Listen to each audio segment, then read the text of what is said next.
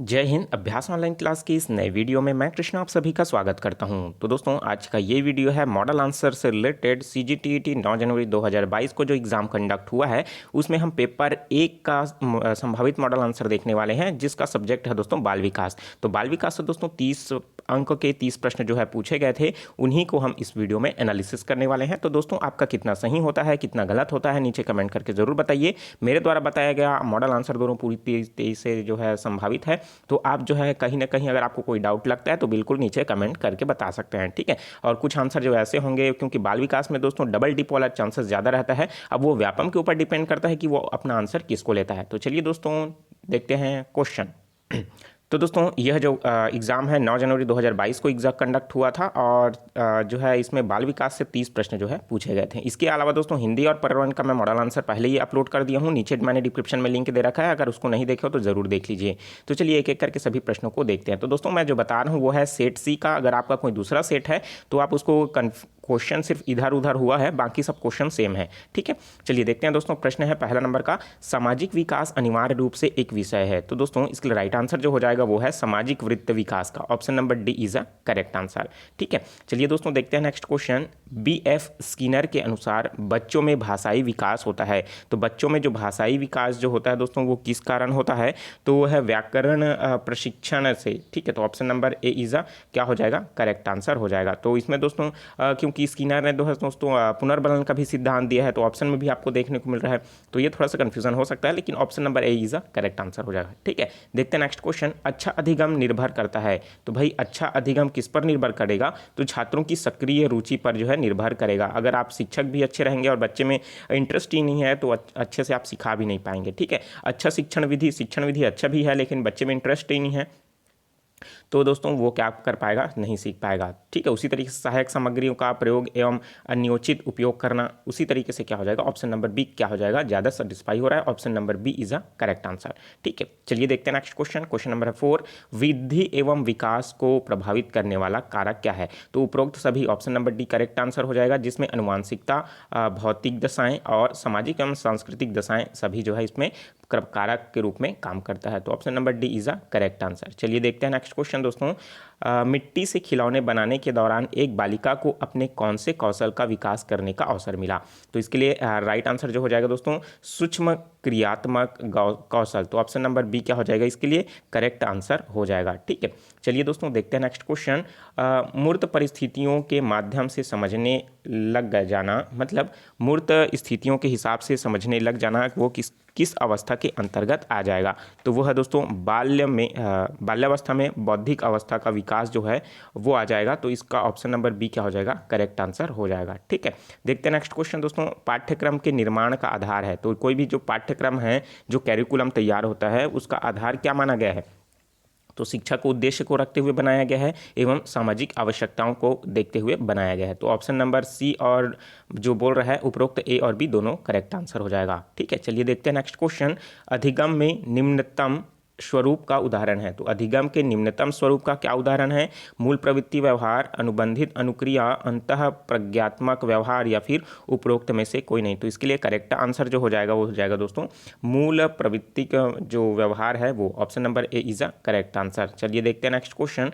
कक्षा शिक्षण अधिगम अंतः क्रियाओं को सुधारने हेतु निम्नांकित में से कौन सी रणनीति उत्तर किशोर अवस्था के विकास से संबंधित है।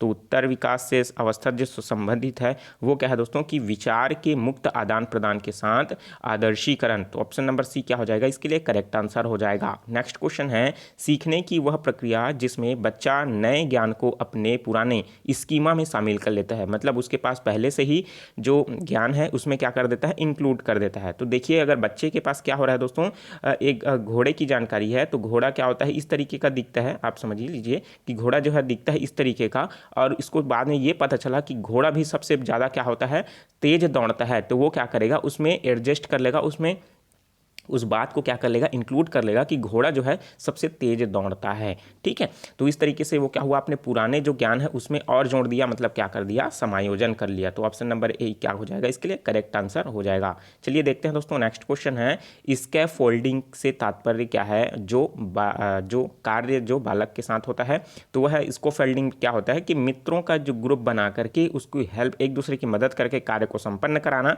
वो क्या कहलाता है, स्कैफोल्डिंग कहलाता है। तो ऑप्शन नंबर बी, मित्रों की मदद से कर पाना किसी भी कार्य को, वो क्या कहलाएगा, स्कैफोल्डिंग कहलाएगा। ठीक है, तो option number B correct answer हो जाएगा। चलिए देखते हैं नेक्स्ट क्वेश्चन, बच्चे को दिया गया ऐसा कार्य जो उसके स्तर से थोड़ा मुश्किल हो तो वे बेहतर जुड़ते और सीखते हैं। तो लेओ वाइगोत्स्की ने उपरोक्त कथन में बच्चों के विकास के किस क्षेत्र को इंगित किया है। तो भाई, तो जो बच्चे हैं, बच्चों को दिया गया कोई भी कार्य है उसके समीपस्थ थोड़ा सा मुश्किल हो जाता है, लेकिन आगे चल करके वो उसको बेहतर तरीके से जोड़ करके सीख लेता है। ठीक है, तो वाइगोत्स्की का ये जो सिद्धांत बताया गया है वो समीपस्थ विकास का सिद्धांत बताया गया है। तो option number D is a correct answer. ठीक है, इसमें थोड़ा सा और भी वो व्यापम के ऊपर डिपेंड करता है कि इसको क्या आंसर लेता है। ठीक है, चलिए देखते हैं नेक्स्ट क्वेश्चन, बालक के बौद्धिक विकास से तात्पर्य है। तो बालक का जो बौद्धिक विकास है उसका क्या तात्पर्य है, समझ, कल्पना, तर्क या उपरोक्त सभी। तो ऑप्शन नंबर डी क्या हो जाएगा, करेक्ट आंसर हो जाएगा। चलिए देखते हैं नेक्स्ट क्वेश्चन, आक्रामकता का कारण सामाजिक हो सकता है ना कि, भाई क्योंकि आक्रामकता का जो कारण है वो सामाजिक हो सकता है, ना कि मनोवैज्ञानिक, जैव वैज्ञानिक, शारीरिक विकास संबंधी, या फिर दोस्तों बी और सी। तो दोस्तों आक्रामक जब हो जाता है तो वो क्या हो जाएगा, एक प्रकार का सामाजिक हो सकता है लेकिन जैव वैज्ञानिक नहीं। तो इसके लिए जैव वैज्ञानिक भी हो सकता है और मनोवैज्ञानिक तो है, होगा ही। ठीक है, तो लेकिन ऑप्शन अगर आप हम लोग देखें डी को, जिसमें बी और सी दोनों को बताया गया है, तो शारीरिक विज्ञान संबंधी इसमें भी हो सकता है। ठीक है, तो ये क्वेश्चन थोड़ा सा डाउटफुल है, तो आप इसमें क्या टिक लगाए हैं, मेरे हिसाब से ऑप्शन नंबर बी जीव विज्ञान होना चाहिए। ठीक है, तो ऑप्शन नंबर बी हो जाएगा। देखते हैं नेक्स्ट क्वेश्चन। अब देखिए दोस्तों, व्यापम भी क्या है, कूट वाला प्रश्न पूछना लगा है और क्वेश्चन को डीपली पूछने लगा है। देखिए यहाँ पर कथन दे दिया गया है, उसके अकॉर्डिंग नीचे ऑप्शन दिया गया है, निम्न कथनों के समूह में आप जो है पूर्ण सहमत है। तो किस चीज़ से सहमत हो दोस्तों, कथन एक और कथन दो से। मतलब कथन एक जो कहता है, एक कक्षा जिसमें विभिन्न प्रकार के सामाजिक, सांस्कृतिक और आर्थिक पृष्ठभूमि के बच्चे शामिल हैं, सभी के अधिगम अनुभवों को बढ़ाना है। उसी तरीके से जो दूसरा है वो क्या बोल रहा है कि बच्चे अपने साथियों से अनेक कौशल सीखते हैं। भाई आप अपने दोस्त से कुछ सीख रहे हैं और आप उसको भी कुछ सिखा रहे हैं, तो ये हो रहा है ना। और बाकी तो है दोस्तों, क्योंकि विकास वृद्धि एक समान दर से आगे बढ़ता है, तो ये तो होता ही नहीं है। ठीक है, एक समान दर से नहीं होता, किसी का धीरे बढ़ता है ना विकास, किसी का कम होता है। ठीक है, उसी तरीके से अनुबंधन का सिद्धांत समस्या में अचानक ये भी नहीं होगा। ठीक है, तो ये पहला और दूसरा करेक्ट आंसर हो जाएगा, ऑप्शन नंबर सी। ठीक है, चलिए देखते हैं नेक्स्ट क्वेश्चन, विशिष्ट आवश्यकता वाले बच्चों के संदर्भ में क्षति क्या है। तो भाई क्षति वो है उपरोक्त सभी, इसके लिए करेक्ट आंसर हो जाएगा जिसमें जन्म से विकारात्मक ऊतक जो है होते हैं, उसी तरीके से शरीर के किसी भी अंग का भाग ना होना, या फिर उसका कार्य क्षमता कम होना, या फिर परिवेश में सामंजस्य स्थापित करने होने वाली जो समस्या है। तो उपरोक्त सभी इसके लिए करेक्ट आंसर हो जाएगा। चलिए देखते हैं नेक्स्ट क्वेश्चन, एक शिक्षक की शिक्षण प्रक्रिया किस प्रकार के ज्ञान को केंद्रित है। तो वो किस प्रकार के ज्ञान को केंद्रित रहता है, तो वो आगमनात्मक विधि का प्रयोग कर सकता है या फिर प्रयोगमूल विधि का प्रयोग कर सकता है, तो वो उसके ऊपर डिपेंड करता है। तो ऑप्शन नंबर ए और बी इसका करेक्ट आंसर हो जाएगा, जिसमें ज्ञान केंद्रित होना चाहिए। तो दोनों करेक्ट आंसर है, option number C is a correct answer हो जाएगा। चलिए देखते हैं नेक्स्ट क्वेश्चन, शिक्षा जो है, शिक्षा का अधिकार अधिनियम 2009 के अनुसार कौन सा सही नहीं है। तो कौन सा सही नहीं है दोस्तों, तो वो ऑप्शन नंबर, अच्छा इसमें कौन सा सही नहीं है बात पूछ रहा है ना, तो इसके लिए क्या हो जाएगा दोस्तों कि जो सरकार है शिक्षा स्कूल के अलावा ट्यूशन नहीं ले सकता, ये तो था। बच्चों की मुफ्त शिक्षा देने की जिम्मेदारी केंद्र व सरकार के राज्य की है। विशेष आवश्यकता वाले बच्चों के लिए मुफ्त शिक्षा की उम्र को 14 से बढ़ा करके 18 कर दी गई है। बच्चे अपने उम्र के अनुसार स्कूल में प्रवेश ले सकते हैं। तो दोस्तों बच्चे अपने उम्र के साथ जो है स्कूल में प्रवेश ले सकते हैं। तो ये भी कहा जाए तो इसमें बहुत सारी ऐसी चीज़ें हैं, इसमें कन्फ्यूज़न वाली स्थिति है। ठीक है, क्योंकि इसमें जो है 2009 का जो शेड्यूल तैयार किया गया था उसमें ये सभी चीज़ें जो है शामिल था। ठीक है, तो अब व्यापम का इसका क्या आंसर लेता है वो उसके ऊपर डिपेंड करता है। संभवतः दोस्तों ऑप्शन नंबर सी इसके लिए करेक्ट आंसर होना चाहिए। 14 से बढ़ा करके 18 वर्ष जो है उसको अभी बाद में किया गया है। ठीक है, 2009 में ये शामिल नहीं था, 2009 में जो है ये सिर्फ 14 वर्ष तक का ही था, लेकिन 18 वर्ष तक उसमें शामिल नहीं था। ठीक है, तो चलिए देखते हैं नेक्स्ट क्वेश्चन। जीन पियाजे के अनुसार किस अवस्था में भाषा योग जो है योग्यता एवं संप्रेषणशीलता का सर्वाधिक विकास होता है? तो किस अवस्था में जो है दोस्तों भाषा योग्यता एवं संप्रेषणशीलता का सर्वाधिक विकास होता है? तो वो है अमूर्त संक्रियात्मक अवस्था जो है, इसमें जो है संपूर्ण मतलब कहा जाए तो इसमें सर्वाधिक विकास होता है।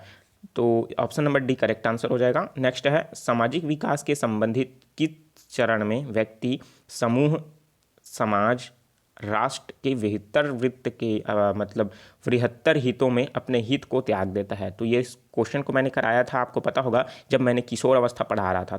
तो किशोर अवस्था क्या होता है? उत्तेजना का काल, गर्व का काल, है ना, जो देश के लिए मर मिटने की जो कस्में खाते हैं और उसके लिए टूट पड़ते हैं, वो कौन सी अवस्था में आता है? किशोर अवस्था में आता है। Option number B correct answer हो जाएगा। देखिए प्रश्न में यही बोल रहे हैं ना कि जो है व्यक्ति समूह के लिए, समाज के लिए, राष्ट्र के लिए बेहतर करने के लिए अपने ही मतलब जो काम है उसको ही त्याग देता है। तो ऑप्शन नंबर बी क्या हो जाएगा इसके लिए? करेक्ट आंसर हो जाएगा। चलिए देखते हैं नेक्स्ट क्वेश्चन। कोहलबर्ग के नैतिक विकास के सिद्धांत के अनुसार निम्नलिखित में से कौन सी अवस्था बालकों के नैतिक विकास का अवस्था नहीं है?